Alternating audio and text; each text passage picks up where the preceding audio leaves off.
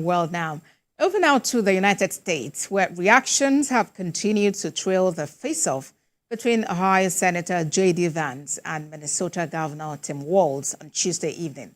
Both candidates representing the Republican and Democratic parties, respectively, spoke in New York for the first and likely only scheduled vice presidential debate before the November election. They answered questions bordering on immigration, U.S. economy, among others. We already have massive child separations thanks to Kamala Harris's open border. And I didn't accuse Kamala Harris of inviting drug mules. I said that she enabled the Mexican drug cartels to operate freely in this country. And we know that they use children as drug mules. And it is a disgrace, and it has to stop. Look, we fix this issue with a bill that is necessary. But the issue on this is what happens when you don't want to solve it. You demonize it. And we saw this. And Senator Vance, and it surprises me on this, talking about and saying, I will create stories to bring attention to this. That vilified a large number of people who were here legally in the community of Springfield. The Republican governor said, it's not true, don't do it. There's consequences for this. There's consequences. We could come together. Senator Langford did it. Do you want to respond to that? What has Kamala Harris done for the middle class? Yeah, well, Kamala Harris's day one was Donald Trump's failure on COVID that led to the collapse of our economy. We were already before COVID in a manufacturing recession, but 10 million people out of work, largest percentage since the Great Depression. 9 million jobs closed on that. That was day one. Whether it was the Infrastructure Act or other things we moved. Now, you made a question about experts, said this. I've made a note of this.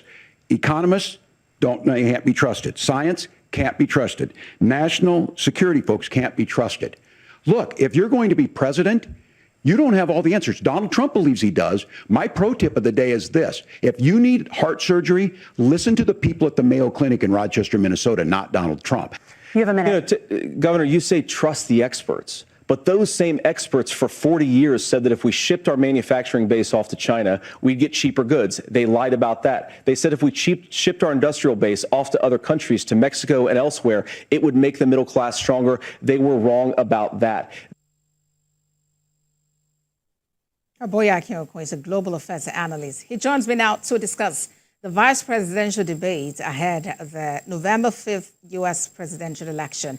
First, it was the nominees. Now it's the turn of your deputies. What's your take about the Vance-Walz debate? Hello, yeah, good afternoon, Lagos.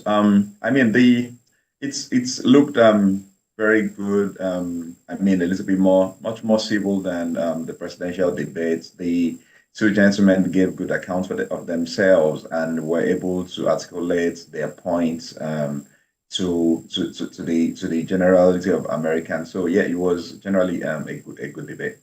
But how much influence could this debate have on voters' choices? If looking down the history lane, it's not been very consequential. Generally speaking, people just want to see, okay, if because the vice president is just one minute away from becoming president. So people just generally just want to see what the vice president is made of, how they can articulate the points of the president. But really, the big deal and the main one that moves the needle is the presidential debates. But it was a good watch. All right. Indeed, these two gentlemen are part of the bigger picture. But do you see either party, I'm talking about the Republican and the Democratic Party now, and the candidates accept the outcome of the November 5 election, regardless of where it swings? Listening to both vice presidential candidates last night and how they took it, the Republican vice presidential candidate did not commit to that.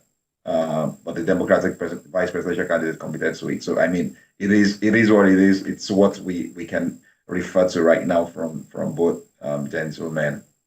So are we likely to see a replay of the 2020 incident?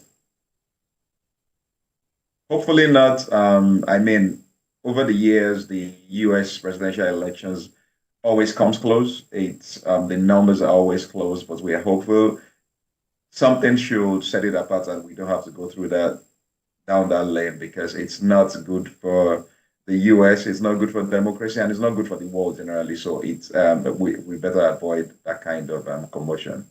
All right, then, Global Affairs Analyst Boya Akinyokun, thank you